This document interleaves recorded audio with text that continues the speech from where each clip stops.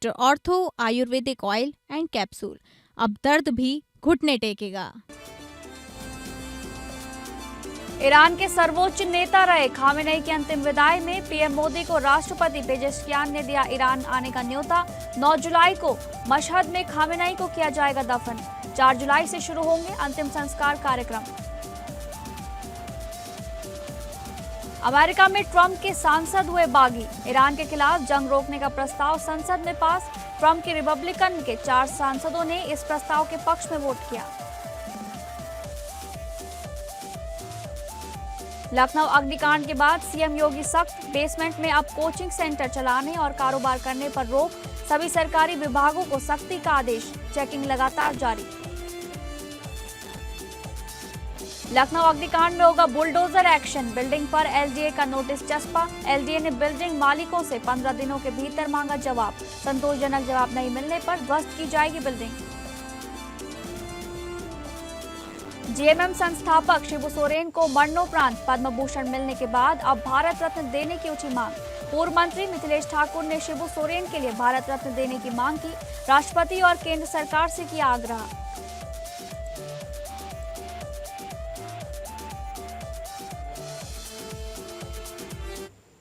नमस्कार, आप सभी का बहुत बहुत स्वागत है इस बुलेटिन में। मैं हूं आपके साथ शालिनी राणा। शुरुआत करेंगे बुलेटिन की। ईरान के राष्ट्रपति मसूद पेजेश्कियान ने प्रधानमंत्री नरेंद्र मोदी को देश के दिवंगत सर्वोच्च नेता अयातुल्लाह अली खामेनेई के अंतिम संस्कार समारोह में शामिल होने का निमंत्रण भेजा है। राजनयिक सूत्रों के मुताबिक ये निमंत्रण ऐसे समय आया है जब खामेनेई के निधन के बाद ईरान में बड़े पैमाने पर श्रद्धांजलि कार्यक्रमों की तैयारी चल रही है। खामेनेई के सम्मान में 5 से 9 जुलाई के बीच कई धार्मिक और सरकारी कार्यक्रम आयोजित किए जाएंगे। इनमें 5, 6 और 7 जुलाई को तेहरान और कोम में विशेष समारोह होंगे, जबकि अंतिम श्रद्धांजलि कार्यक्रम 9 जुलाई को मशहद में आयोजित किया जाएगा। मशहद खामेनेई का गृह नगर है। ईरानी अधिकारियों ने अंतिम संस्कार कार्यक्रम में लाखों लोगों के शामिल होने की उम्मीद जताई है। हालांकि प्रधानमंत्री नरेंद्र मोदी को मिले इस निमंत्रण पर भारत सरकार की ओर से अभी तक कोई आधिकारिक प्रतिक्रिया नहीं आई है। ऐसे में साफ नहीं है कि प्रधानमंत्री इस समारोह में शामिल होंगे या नहीं। गौरतलब है कि पीएम मोदी ने खामेनेई की मौत पर कोई शोक संदेश जारी नहीं किया था। हालांकि बाद में भारत के विदेश सचिव विक्रम मिस्री ने भारत सरकार की ओर से शोक पुस्तिका पर हस्ताक्षर करने के लिए नई दिल्ली में ईरानी दूतावास का दौरा किया था। इसके पहले मई 2024 में ईरान के तत्कालीन राष्ट्रपति इब्राहिम रईसी की हेलीकॉप्टर दुर्घटना में मौत के बाद भारत ने 1 दिन के राष्ट्रीय शोक की घोषणा की थी। रईसी के अंतिम संस्कार में शामिल होने के लिए भारत ने एक प्रतिनिधि मंडल भेजा था, जिसकी अगुवाई तत्कालीन उपराष्ट्रपति जगदीप धनखड़ ने की थी। गौरतलब है कि खामेनेई करीब 3 दशकों तक ईरान के सर्वोच्च नेता रहे। उनका निधन 28 फरवरी को हुआ था। उनके निधन के बाद ये पहला बड़ा अंतर्राष्ट्रीय समारोह होगा जिसमें दुनिया के कई देशों के नेताओं के शामिल होने की संभावना जताई जा रही है।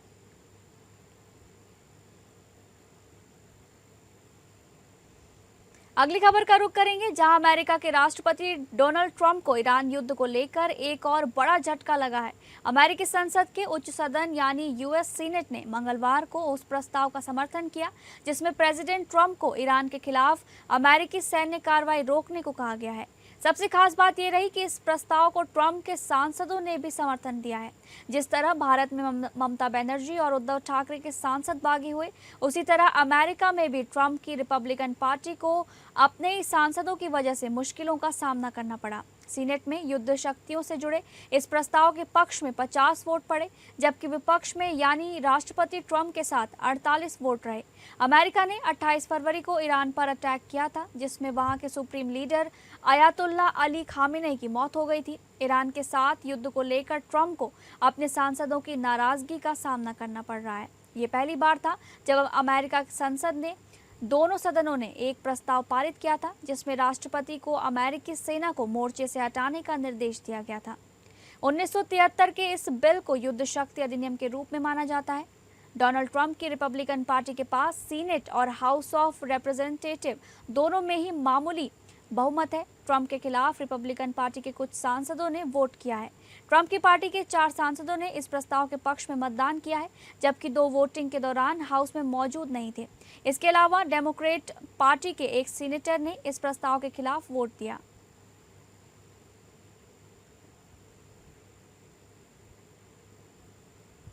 उत्तर प्रदेश के मुख्यमंत्री Yogi Adityanath UP global growth dialogue 2026 और इन्वेस्टर रोड शो में भाग लेने के लिए बैंगलोर पहुंचे। मुख्यमंत्री बैंगलोर में यूपी ग्लोबल ग्रोथ डायलॉग 2026 में गूगल के अधिकारियों के साथ उन्होंने बैठक की। रोड शो में मुख्यमंत्री योगी आदित्यनाथ ने निवेशकों और उद्योग जगत के प्रतिनिधियों को उत्तर प्रदेश में निवेश के लिए आमंत्रित किया है। इस दौरान राज्य की तेज विकास यात्रा, उद्योग अनुकूल नीतियां और निवेश की संभावनाओं को विस्तार से प्रस्तुत किया गया। कार्यक्रम में देश के कई बड़े उद्योगपति, कॉरपोरेट लीडर्स और निवेशकों ने हिस्सा लिया। उत्तर प्रदेश सरकार निवेशकों के सामने राज्य को देश का सबसे पसंदीदा निवेश गंतव्य बनाने के लिए अपनाई गई नीतियों और उपलब्धियों को रखा। रोड शो में उत्तर प्रदेश के मजबूत इंफ्रास्ट्रक्चर, बेहतर कानून व्यवस्था, expressway network, defence corridor, data centre park, electric vehicle और मैन्युफैक्चरिंग सेक्टर में हो रही प्रगति को प्रमुखता से प्रदर्शित किया गया। उत्तर प्रदेश के पास आज एक मजबूत रूल ऑफ लॉ के स्टेट के रूप में यूपी ने अपने आप को स्थापित किया है। World class infrastructure and connectivity UP के अंदर आपको मिलेगा। एक ट्रांसपेरेंट गवर्नेंस यूपी के अंदर आपको मिलेगी।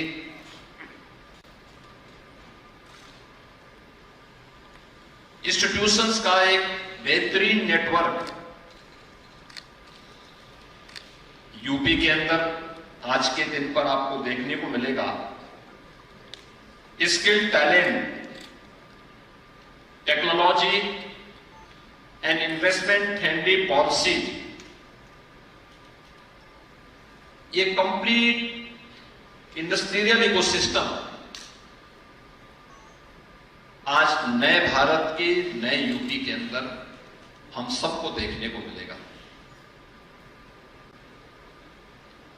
हमें गर्व है कि 12 वर्ष में प्रधानमंत्री श्री नरेंद्र मोदी जी के नेतृत्व में भारत ने विकास की एक नए प्रतिमान को स्थापित किया है।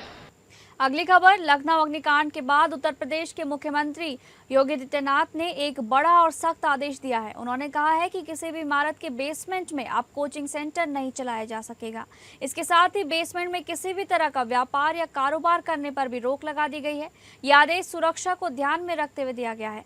मुख्यमंत्री योगी आदित्यनाथ ने बेसमेंट के इस्तेमाल को लेकर एक बहुत सख्त संदेश जारी किया है। उन्होंने साफ शब्दों में कहा है कि किसी भी बिल्डिंग के बेसमेंट में कोचिंग क्लास नहीं चलाई जाएगी, यानी अब कोई भी कोचिंग सेंटर बेसमेंट में अपनी क्लास नहीं चला पाएगा।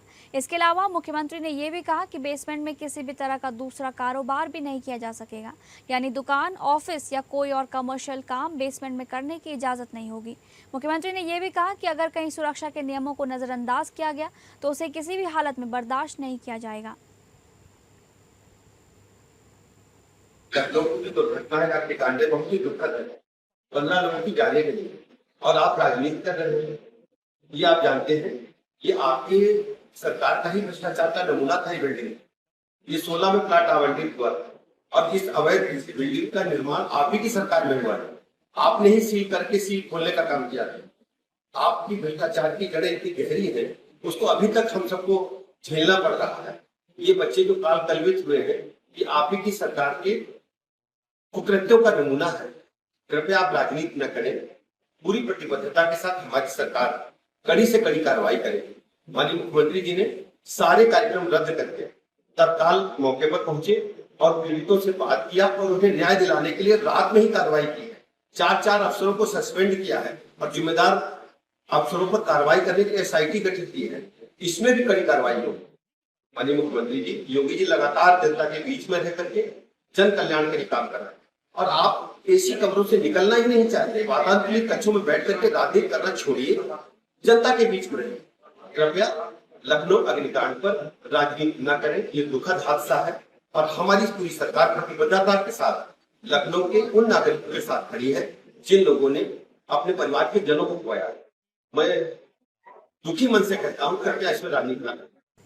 इसी कड़ी में अग्निकांड के बाद अब लगातार एक्शन जारी है। ध्वस्तीकरण का नोटिस जारी होने के बाद अब एक्शन होगा। मुख्यमंत्री के सख्त निर्देश के बाद एक्शन के क्रम में अलीगंज की अवैध बिल्डिंग पर बुलडोजर चलेगा। एलडीए ने निर्माणकर्ता के खिलाफ नोटिस जारी किया है। लखनऊ विकास प्राधिकरण ने ध्वस्तीकरण की कार्रवाई शुरू कर दी है। उत्तर प्रदेश नगर योजना एवं विकास अधिनियम 1973 की धारा 27 उपधारा 1 के अंतर्गत कार्रवाई शुरू की गई है। इस भवन को आवासीय मानचित्र पास कराकर व्यावसायिक उपयोग हो रहा था। निर्माणकर्ताओं को 15 दिन के अंदर सक्षम अधिकारी के समक्ष जवाब प्रस्तुत करने के निर्देश के बाद भी 2 दिन में कोई असर होता न दिखे तो एलडीए ने अब सख्ती की है और बुधवार को एक और नोटिस चस्पा कर दिया। प्राधिकरण ने भवन स्वामी से 15 दिनों के भीतर जवाब मांगा है। नोटिस में भवन से संबंधित अभिलेख और निर्माण की वैधता स्पष्ट करने को कहा गया है। एलडीए का कहना है कि निर्धारित समय में संतोषजनक जवाब न मिलने पर नियमानुसार ध्वस्तीकरण की कार्रवाई की जा सकती है। भैया थोड़ा नीचे करिए। संस्थान का हाँ, तो यहाँ पर नक्शा अभी दिखाने वाला कोई मिला नहीं कि नक्शा दिखा पाए। और कल भी टीम आई थी तो कल भी नक्शा नहीं दिखाया गया था। तो हम ये मान के चलते हैं कि इनके पास नक्शा नहीं है। और साथ में अंदर जो हमने जाकर देखा तो सेफ्टी मानक और नक्शे के हिसाब से बना हुआ बिल्कुल नहीं दिखा हमें। सर इसलिए फिर इसको सील किया जा रहा है। सर अलीगंज में जो घटना हुई है क्या उससे पहले भी यहाँ पर क्या निरीक्षण किया गया था? नहीं, उसके पहले निरीक्षण नहीं किया गया। अगली खबर, उत्तर प्रदेश के मुख्यमंत्री योगी आदित्यनाथ के नेतृत्व में प्रदेश सरकार विद्यार्थियों को सुरक्षित, पारदर्शी और गुणवत्तापूर्ण शैक्षिक वातावरण देने के लिए लगातार कदम उठा रही है। इसी क्रम में प्रदेश भर में संचालित कोचिंग संस्थानों के विनियमन को प्रभावी बनाने तथा अवैध रूप से चल रहे कोचिंग सेंटरों के विरुद्ध विशेष अभियान चलाने के निर्देश जारी किए गए हैं।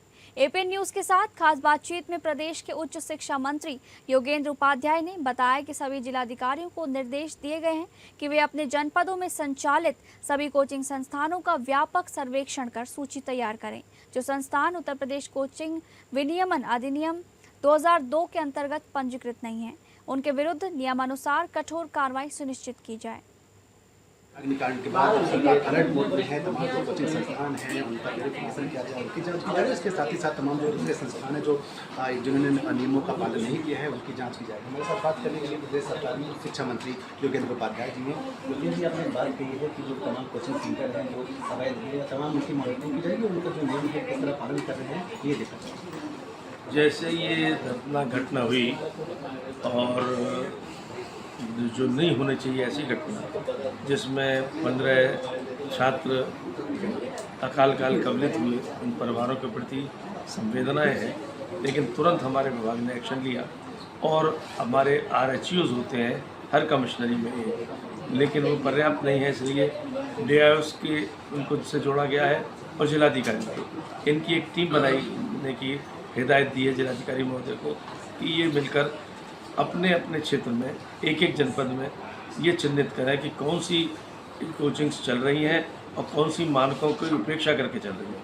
जो मानकों की उपेक्षा करके चल रही हैं उनको तुरंत बंद किया जाए और जिन्होंने फर्जी मानकों के सर्टिफिकेट ले रखे हैं तो किन अधिकारियों ने वो सर्टिफिकेट्स दिए, उनको NOCs दी, उनको भी दंडित किया जाएगा। ये एक व्यवस्था बनाई। कोचिंग की अगर बात करें तो लाखों की संख्या में कोचिंग है, धड़ल्ले से लगातार खुल रहे हैं, कोई उनका मानक नहीं है और गली मोहल्लों में कोचिंग खुले हुए और सिर्फ एग्जिट एंट्री का एक ही रास्ता है। नहीं, मानक में 2 रास्ते कम से कम 2 रास्ते बताए गए हैं, लेकिन जो लोग खोल रहे हैं वह गलत खोल रहे हैं। इसीलिए मैं आपके माध्यम से भी मैं जनता के प्रतिनिधियों से, राजनीतिक प्रतिनिधियों से और सामाजिक संगठनों से हर जगह मौजूद है और प्रेस की भी नज़र हर जगह रहती है, क्योंकि प्रेस का एक स्लोगन भी है कि हर एक की खबर ले, हर एक को खबर दे। तो इनकी भी जिसको जहाँ विसंगति दिखे ऐसी, तो जो मानवीय उससे खिलवाड़ कर रहे हो ऐसी खबर तुरंत यथास्थान दें। अगर वहाँ का अधिकारी फिर लापरवाही करता है तो अधिकारी भी दंडित होगा और वो तो बंद किया ही जाएगा। नहीं, जो अधिकारी दोषी पाया जाएगा, देखिए सुसंगत धाराओं में मुकदमे कायम हुए, जो अधिकारी दोषी पाया जाएगा उनके लिए भी और संचालकों के लिए भी वो धाराएं मुकदमे कायम और दंडित होंगे।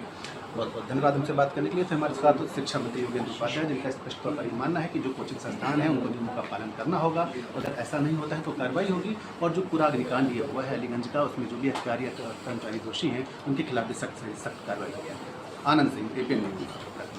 लखनऊ के अलीगंज स्थित कोचिंग में हुए भीषण अग्निकांड के बाद पूरे देश में फायर सेफ्टी ऑडिट के आदेश दिए गए हैं। इसी क्रम में बुधवार को हजरतगंज स्थित प्रसिद्ध कोचिंग संस्थान एलन कोचिंग में फायर सेफ्टी मानकों की जांच हुई। फायर डिपार्टमेंट और एलडीए की जांच में गंभीर अनियमितताएं पाई गई हैं। मुख्य अग्निशमन अधिकारी यानी कि सीएफओ अंकुश मित्तल के नेतृत्व में की गई जांच में संस्थान के नक्शे और फायर सेफ्टी व्यवस्था में कई खामियां सामने आई हैं, जिसके बाद एलन कोचिंग को सील कर दिया गया है।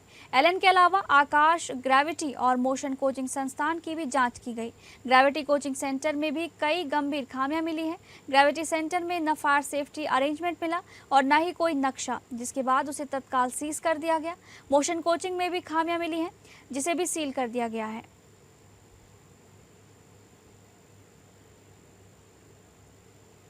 इसी कड़ी में लखनऊ अग्निकांड में 15 लोगों की मौत के बाद डिप्टी सीएम ब्रजेश पाठक ने पोस्ट कर अपना दुख बयां किया है।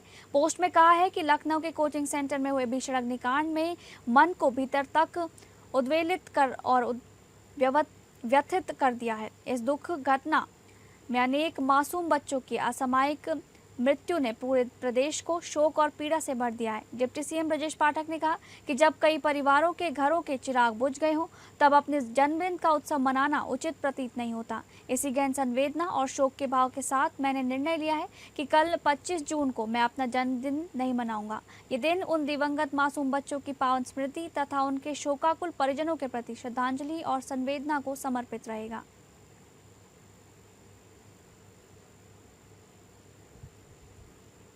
इसी कड़ी में अग्निकांड के बाद प्रदेश भर में अग्नि सुरक्षा को लेकर चिंता बढ़ गई है। कानपुर में भी फायर सर्विस की तैयारियां और व्यवस्थाओं को लेकर सवाल उठ रहे हैं।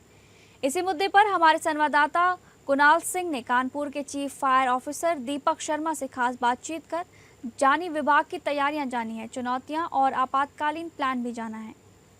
लखनऊ हुए दर्दनाक अग्निकांड ने एक बार फिर से फायर सर्विस पर सवाल खड़े कर दिए हैं।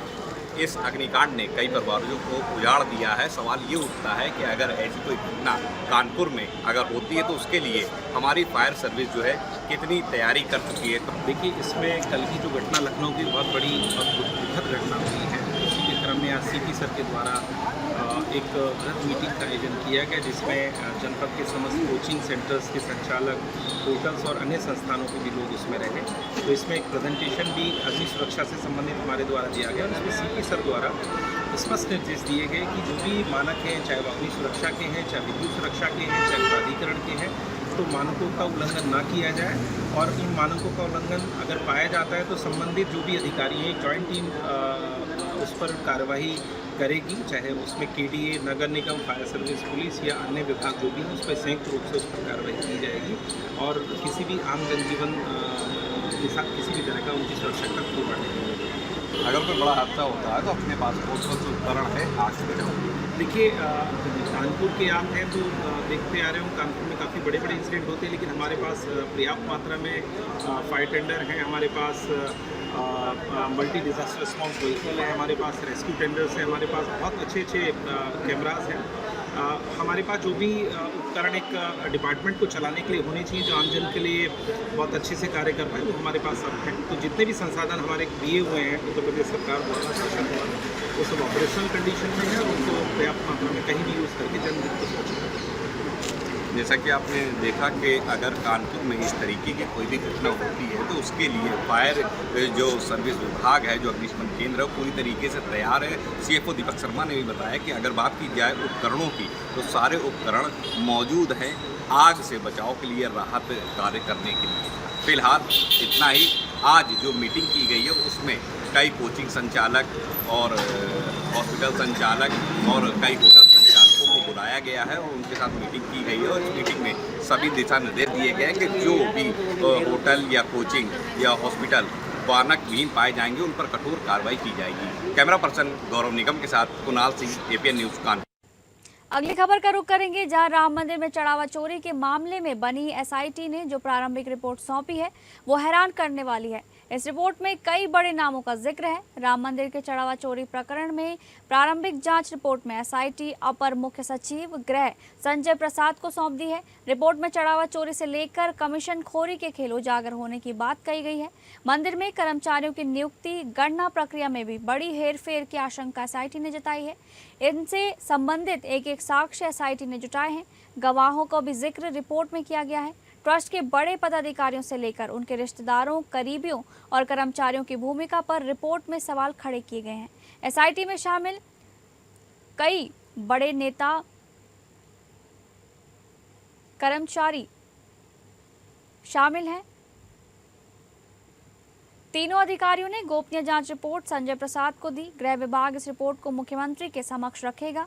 सूत्रों के मुताबिक रिपोर्ट में ट्रस्ट के पदाधिकारियों पर सबसे बड़े सवाल उठाए गए हैं।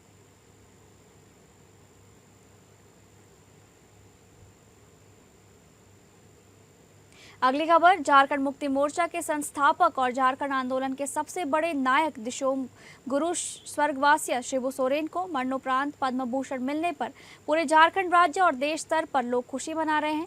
तो वहीं जेएमएम द्वारा इस सम्मान का स्वागत किए जाने के साथ साथ दिवंगत नेता को भारत रत्न से सम्मानित किए जाने की भी मांग की जा रही है। इसी क्रम में झामुमो के केंद्रीय महासचिव राज्य एवं पूर्व मंत्री मिथिलेश ठाकुर ने माननीय राष्ट्रपति और केंद्र सरकार से आग्रह करते हुए मंगलवार को गढ़वा जिला स्थित अपने आवास से एक संदेश जारी किया है और ये कहा है कि दिशोम गुरु शिबू सोरेन को पद्म भूषण की उपाधि से सम्मानित होना गर्व की बात है। हालांकि उन्हें भारत रत्न मिलना चाहिए था। जो दूसरे तीसरे श्रेणी में पद्म भूषण का जो सामाजिक क्षेत्र में, अन्य क्षेत्रों में जो लोग काम करते हैं उनके लिए पद्म भूषण एक बहुत ही बड़ा पुरस्कार है। लेकिन गुरुजी का जो कद है वो भारत रत्न से कम गुरुजी को नहीं मिलना चाहिए। अब की स्थिति में पद्म भूषण का पुरस्कार हम तो स्वागत करते हैं और बहुत खुशी है। पूरे राज्य की जनता आज गदगद है कि पद्म भूषण की उपाधि आज उनकी धर्मपत्नी श्रीमती रूपी सोरेन जी ग्रहण करेंगी। लेकिन मैं आपके माध्यम से सरकार से, केंद्र सरकार से, महामहिम राष्ट्रपति महोदया से हम ये मांग करेंगे कि गुरुजी को भारत रत्न की उपाधि दी जाए। अगली खबर, भ्रष्टाचार के खिलाफ सम्राट सरकार और आर्थिक अपराध इकाई यानी कि ईओयू ने अब तक की बड़ी कार्रवाई की है।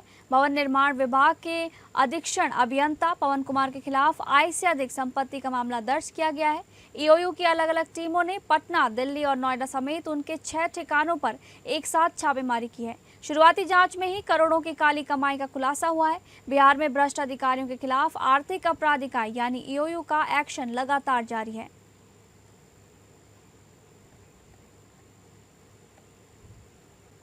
तो फिलहाल इस बुलेटिन में बस इतना ही। नमस्कार।